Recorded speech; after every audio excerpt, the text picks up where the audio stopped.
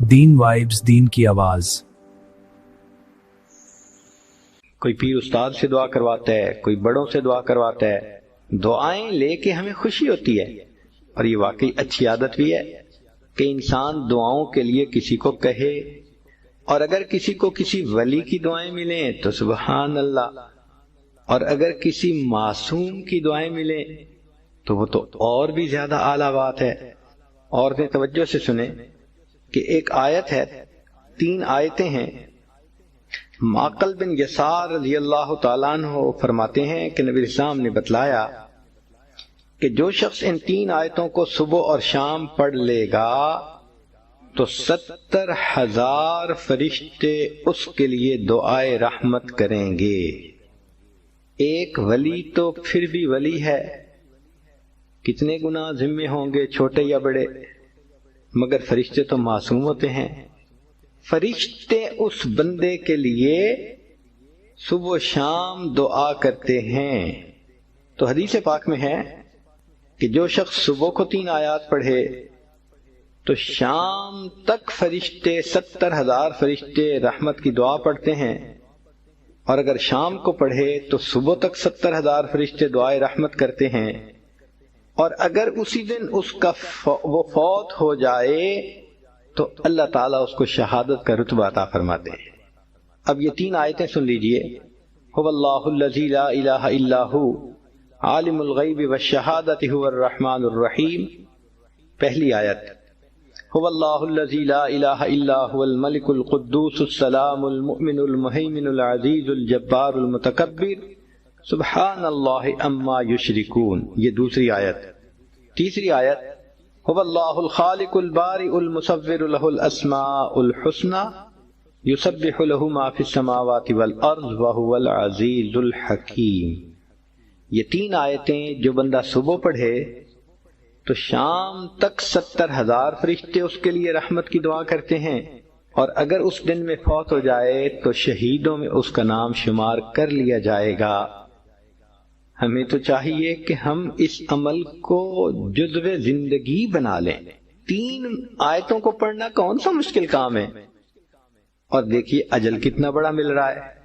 तो बच्चियां, औरतें कोशिश करें कि इन आयतों को रोजाना पढ़ के फरिश्तों को अपने लिए दुआ पे लगाए रखें। फिर 40 दिन खून का कतरा रहा, फिर 40 दिन बाद गोश्त का लोथड़ा बना, यानी 40 दिनों के बाद तब्दीली आ रही है। इसीलिए अल्लाह ताला ने मूसा अलैहिस्सलाम को तूर पर बुलाया था तौरात देने के लिए। उनको फरमाया था कि 40 दिन रोजे रखो। उन्होंने 40 दिन रोजे रखे थे। तो हमारे बुजुर्गों ने कहा इसका मतलब ये है कि ये जो 40 दिन है इनको खास अहमियत हासिल है बंदे के लिए। तो बुजुर्गों ने चिल्ला निकाल लिया यहाँ से। चुनाचे खानकाहों में भी मशाइख लोगों को अपने पास रखकर चिल्ला लगवाया किया करते थे। वो चिल्ला लगवाने की बुनियाद यही थी कि 40 दिनों में एक बंदे के अंदर तब्दीली आ जाती है। ये बंदा 40 दिन नेकी की नीयत के साथ खानकाह में रहेगा तो इसके अंदर का इंसान भी बदल जाएगा और इस पर भी नेकी का रंग चढ़ जाएगा। और हमारे हज़रत रहमतुल्लाह अलैह एक और हदीस मुबारक बयान फरमाते थे कि मन अखलस लिल्लाहि 40 अय्यामा, कि जो बंदा 40 दिन इखलास के साथ अल्लाह की इबादत करता है तो उसके अंदर से हिकमत के चश्मे फूट जाते हैं। तो हमारे हज़रत फरमाते थे कि इस हदीस से साबित होता है जो बंदा इखलास के साथ चिल्ला लगाए अल्लाह ताला उसके अंदर निस्बत के नूर को उजागर फरमा देते हैं। हज़रत फरमाते थे कि अवामुन नास के लिए सालों लगते हैं निस्बत लेने के लिए, मगर उलमा को सालों नहीं लगते, इसलिए कि वो तो सालों चटाइयों पे बैठ के कुरान और हदीस पढ़ चुके, सालों तो वो पहले लगा चुके हैं, अब उनके लिए 40 दिन ही काफी होते हैं। इसलिए हमारे हज़रत मुर्शिद आलम फरमाते थे कोई बंदा 40 दिन मेरे पास आकर रहे, उसकी दिल की कैफियत न बदले तो तुम मेरा नाम बदल देना।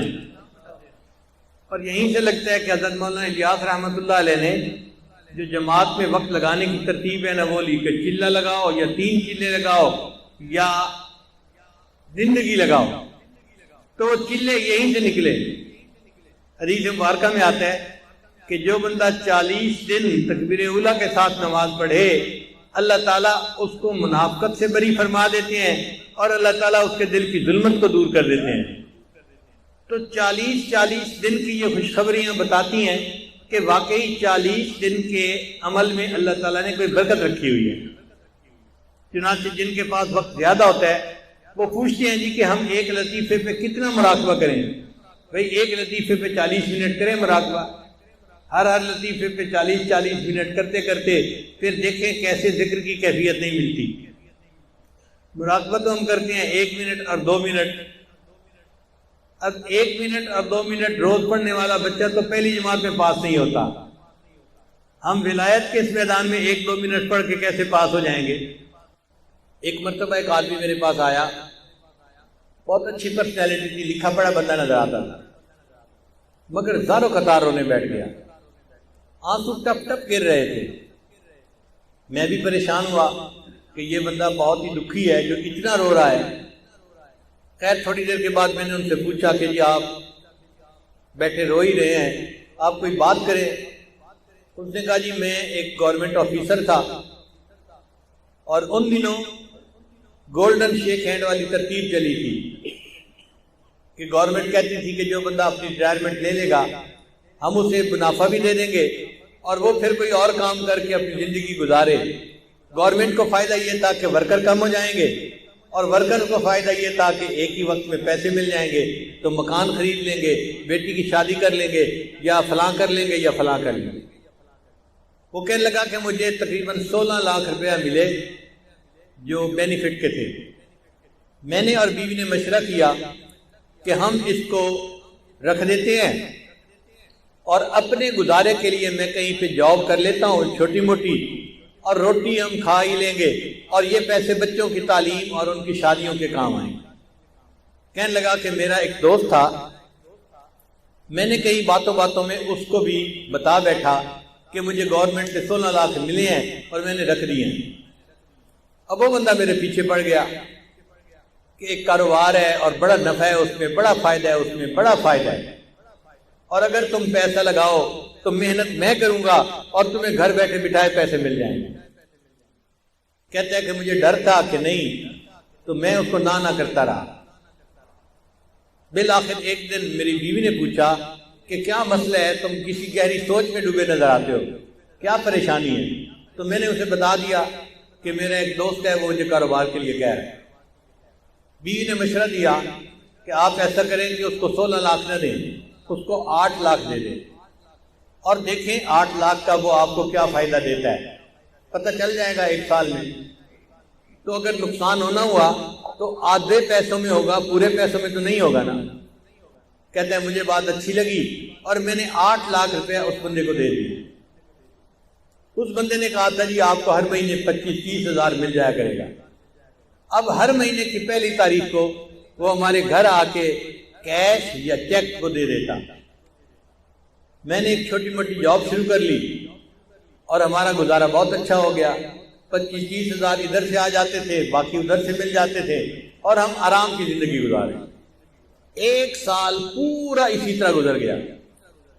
تو میری بیوی نے کہا کہ یہ تو بڑا اچھا کاروبار ہے کہ جس میں اتنے پیسے دینے سے ہمیں ہر مہینے اتنے پیسے مل جاتے ہیں۔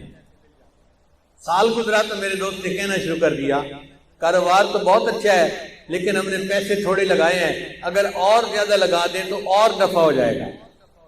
میں نے بیوی کو بتایا، اس نے کہا ہم نے 1 سال آزمایا ہے، دیکھا ہے شریف آدمی ہے، اچھا آدمی ہے، وعدہ پورا کرتا ہے، تو آپ اس کو باقی بھی پیسے دے دیں۔ کہتے ہیں میں نے اس کو باقی 8 لاکھ بھی دے دیے۔ اب باقی 8 لاکھ دینے کی دیر تھی، اس نے تو نگاہیں بدل لی، فون بات کرنی چھوڑ دی۔ میں مصروف ہوں، ابھی کال نہیں لے سکتا، میں بعد میں کال کروں گا، میں یہ کروں گا، میں وہ کروں گا، اور جو ہر مہینے پیسے دیتا تھا وہ بھی اس نے ڈیلے کرنا شروع کر دیے۔ پہلی تاریخ کے پیسے 10 تاریخ کو دیے، پھر دوسرے مہینے اس نے 20 تاریخ کو پیسے دیے، اور تیسرے مہینے مہینہ ختم ہو گیا اور پیسے دیے ہی نہیں۔ اب میں نے اسے فون کیا، بھئی آپ ہر مہینے پیسے دیتے تھے تو ہمیں گھر میں خرچے میں تنگی ہو رہی ہے، آپ پیسے نہیں دیے اس مہینے۔ او جی میں نے آپ سے بات کرنی ہے، میں 2 بندوں کو لا کے آپ سے بات کروں گا۔ اب بات اس نے کیا کی، اس نے کہا جی کہ مجھے تو کاروبار میں نقصان ہو گیا ہے اور 16 لاکھ کے 16 لاکھ ختم ہو گئے ہیں، تو میرے پاس تو پیسہ ہی نہیں آپ کو دینے کے لیے۔ اور جو بندے لے کے آیا تھا وہ بھی اسی کے سائز کے تھے، اسی طرح کے، وہ بھی مجھے سمجھانے لگے اور کہنے لگے کاروبار میں لاس بھی ہو جاتا ہے، پروفٹ بھی ہو جاتا ہے، اب آپ نے اگر 1 سال پروفٹ کھایا ہے تو لاس ہو گیا تو لاس کو بھی برداشت کر لو۔ کہنے لگا میں بڑا پریشان کہ میرے 16 لاکھ روپے غبن ہو گئے، ختم ہو گئے۔ کہتے ہیں اس سے میں مقدمہ تو کر نہیں سکتا تھا، نہ میں لڑ سکتا تھا، وہ لڑائی میں مقدمے میں مجھ سے زیادہ تیز تھا، لیکن مجھے گلٹ تھا اندر ایک میرے صدمہ تھا کہ یہ میرے بچوں کے لیے پیسے تھے، میں اس کو محفوظ رکھتا تو بچوں کی پڑھائی میں کام آتے، بچوں کی شادیوں میں کام آتے، میں نے بچوں کے پیسوں کو ضائع کر دیا، لہذا میں نے خود یہ غلطی کی۔ کہنے لگا کہ اب میرے اندر اتنا گلٹ ہے کہ بس ہر وقت آنسو بہتے رہتے ہیں اور مجھے سمجھ نہیں آتی کہ میں کیا کروں۔ اس کی بات سن کے مجھے بھی بہت دکھ ہوا کہ ایک شریف آدمی اذیت میں مبتلا ہو گیا۔ میں نے اسے تسلی دی، پھر تسلی دے کے میں نے اس سے پوچھا کہ مجھے یہ بتائیں کہ آپ کا رزق کہاں پہ ہے؟ کہنے لگا کیا مطلب؟ میں نے کہا آپ کا رزق زمین میں ہے یا آسمانوں میں ہے؟ کہتے جی آپ بتا دیں۔ میں نے کہا اللہ تعالیٰ فرماتے ہیں وَفِي السَّمَاءِ رِزْقُكُمْ، اور تمہارا رزق آسمانوں میں ہے۔ تو جب ہمارا رزق آسمانوں میں ہے تو ہمارا رزق کوئی ہٹھا نہیں سکتا، کوئی چوری نہیں کر سکتا، جو ہمیں پہنچنا ہے وہ اللہ پہنچا کے رہے گا۔ اگر کسی نے پہنچانے میں بددیانتی کی تو اللہ دوسرے ڈاکیے کے ذریعے سے پہنچا دیں گے، کسی اور طریقے سے پہنچا دیں گے، اللہ اس پر قادر ہے کہ اس کو پہنچائے۔ اس کو تھوڑا تسلی ہو گئی۔ میں نے کہا کہ دیکھیں آپ کا رزق تھا، اگر کسی نے آپ سے بددیانتی سے لے لیا آپ فکر مت کرو، اللہ آپ کو آپ کا رزق دوبارہ دے دیں گے، آپ پریشان نہ ہو۔ اب اس کا جو رونا تھا وہ بند ہو گیا، ذرا تسلی ہو گئی۔ میں نے اسے بیت کے کلمات بھی پڑھا دیے اور اس کو کہا کہ بس اپنے دل سے معاف کر دو اور یہ عہد کرو کہ یا اللہ اس نے میرے ساتھ بددیانتی کی، میں زندگی بھر کبھی کسی کے ساتھ بددیانتی نہیں کروں گا۔ اس نے یہ بھی وعدہ کر لیا۔ پھر میں نے کہا اچھا یہ بھی میرا وعدہ کرو کہ جب اللہ آپ کو آپ کی ضرورت سے زیادہ پیسہ دیں گے تو آپ زکوٰۃ پابندی سے ادا کریں گے۔ اس نے یہ بھی وعدہ کر لیا۔ لو جی میں نے دعائیں دے کے اس کو رخصت کیا۔ رخصت ہوتے ہوئے مجھ سے پوچھنے لگا حضرت اب میں کیا کروں؟ میں نے کہا کہ بھئی آپ کوئی ایسا کام شروع کریں جو پیسے کے بغیر ہوتا ہے، اللہ برکت دے دیں گے۔ تو ہنس پڑا، حضرت پیسے کے بغیر تو کام کوئی نہیں ہوتا۔ میں نے کہا سوچیں کوئی نہ کوئی کام ایسا نکل آئے گا چاہے مزدوری کیوں نہ کرنی پڑے۔ لو جی وہ گیا اور اس نے گھر جا کے بیوی کو بتایا۔ اس کی بیوی کا غم بھی ختم ہو گیا کہ ہمیں ہمارا رزق اللہ دے دے گے۔ پھر بیوی نے اس کو مشورہ دیا، ہم دیہات میں رہتے ہیں اور یہاں جو کسان ہوتے ہیں نا یہ کھاد خریدتے ہیں شہر سے، اور ان پڑھ ہونے کی وجہ سے ان کو پتہ ہی نہیں چلتا کہ یہ کھاد کون سی ہے اور کون سی نہیں ہے۔ تو آپ اگر شہر کی کسی کمپنی سے کھاد کی بوریاں کریڈٹ پہ لے کر آئیں اور ان دیہاتیوں کو یہاں بیچ دیں پروفٹ رکھ کے، تو پھر پیسے آپ واپس کر دینا اور کچھ آپ کو نفع مل جائے گا۔